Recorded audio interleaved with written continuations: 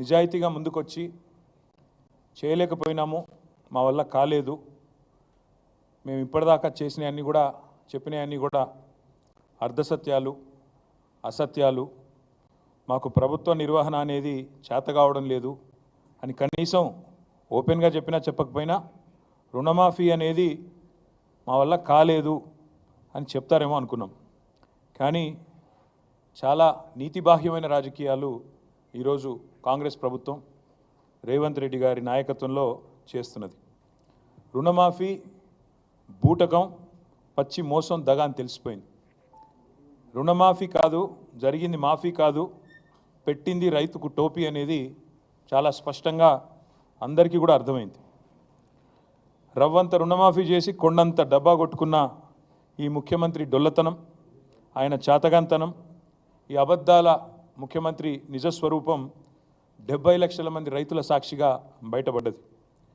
రాష్ట్ర వ్యాప్తంగా ఈరోజు మీరు చూసినట్టయితే రైతుల ఆగ్రహంతో రగిలిపోతూ ఉన్నారు. రుణమాఫీ కాలేదు అని మండిపడతా ఉన్నారు.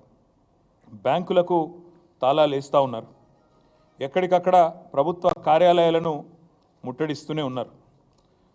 మీరు ఒక్కసారి చూసినట్టయితే ఎట్లా జరుగుతూ ఉంది పరిస్థితి అంటే, ఇవాళ ముఖ్యమంత్రి ప్రభుత్వం వారు చెప్తున్న మాటనేమో ఇది వ్యవసాయ మంత్రి గారి స్టేట్మెంట్, తుమ్మల నాగేశ్వరరావు గారి స్టేట్మెంట్. ఇది 2 లక్షల రుణం మాఫీ చేశాం, ఇది వ్యవసాయ మంత్రి స్టేట్మెంట్, తుమ్మల నాగేశ్వరరావు గారి స్టేట్మెంటు. 2 లక్షల రుణం మాఫీ చేశాము. కానీ పత్రికల్లో కొన్ని పత్రికలు చాలా స్పష్టంగా రాశాయి, రుణం తీరలేదు, రుణం తీరలేదు. ఎలా మోసం జరిగింది చెప్పారు, నేను కూడా వివరంగా చెప్తాను. రైతులతో మాట్లాడిచ్చారు. తర్వాత రైతులు రాష్ట్ర వ్యాప్తంగా రోడెక్కుతున్నారు, మాకెందుకు రుణమాఫీ జరగలేదు అని చెప్పి రైతులు రాష్ట్ర వ్యాప్తంగా రోడెక్కుతూ ఉన్నారు. ఎక్కడికక్కడ ఇవాళ రణరంగంగా రుణభంగం జరిగింది కాబట్టి రణరంగంగా రాష్ట్రంలోని ప్రతి గ్రామం కూడా మారిన పరిస్థితి. ఇవి మాఫీ మంటలు అనే పేరిట మాఫీ అని చెప్పి మోసం చేస్తున్న వైనం ఏదైతుందో దాని మీద ఒకవైపు, మరొక వైపు ఎక్కడికక్కడ నిరాహార దీక్షలు, ధర్నాలు, నిరసనలు. ఇది ఏ పార్టీ ప్రేరేపించింది కాదు. రైతులు స్వచ్ఛందంగా తమ కడుపు మంటతో ప్రభుత్వ కార్యాలయాల్లోకి, అదేవిధంగా బ్యాంకుల దగ్గర చేరి ఇవాళ ఎక్కడికక్కడ ప్రభుత్వ కార్యాలయాలను కూడా ముట్టడిస్తూ ఉన్నారు. చూడండి, ఇది ఆగని అన్నదాతల నిరసనలు, ఒక ఫుల్ పేజ్ మొత్తంగా ఎక్కడికక్కడ రాష్ట్ర వ్యాప్తంగా రగులుతున్న పరిస్థితి ఇట్లా కనబడుతూ ఉంది.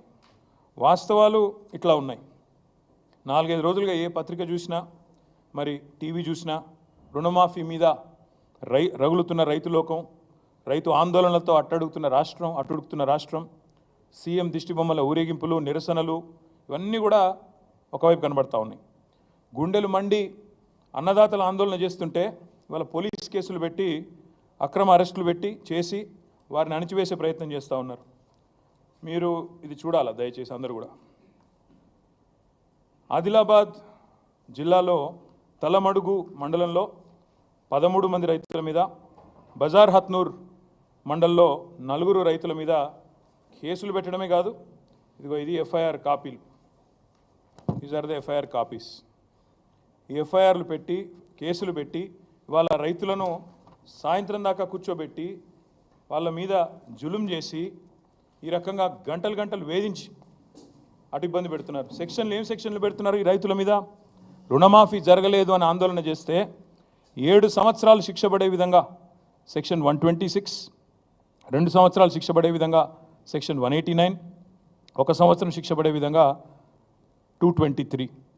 ఇలా చాలా విచిత్రంగా attack on public servants, civil disobedience, ఈ రకమైన కేసులు రైతుల మీద 7 సంవత్సరాలు శిక్ష పడే విధంగా రైతుల మీద కేసులు పెడతా ఉన్నారు. ఇది వాస్తవం, క్షేత్రస్థాయిలో ఉన్న పరిస్థితి.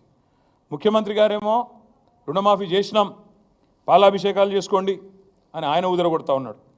ఇక ఇంకోవైపు వ్యవసాయ మంత్రి గారు 2 లక్షల రుణం అయిపోయింది, తీర్చేసినాం, ఇప్పుడే చూపెట్టాను మీకు ఆయన స్టేట్మెంటు, అయిపోయింది 2 లక్షల రుణమాఫీ అని ఆయన వ్యవసాయ మంత్రి తుమ్మల నాగేశ్వరరావు గారు.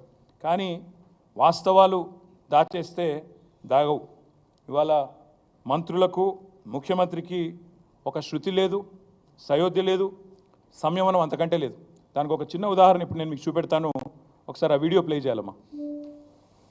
తిరగకంటే ముందే తెలంగాణ రాష్ట్రంలో ఉన్న లక్షలాది మంది రైతాంగానికి 2 లక్షల రూపాయల రుణమాఫీ 31,000 కోట్ల రూపాయలను వారికి రుణ విముక్తులను చేసి బ్యాంకుల నుంచి వాళ్లకు స్వేచ్ఛను ప్రసాదించి నా తెలంగాణ రైతాంగం ఈనాడు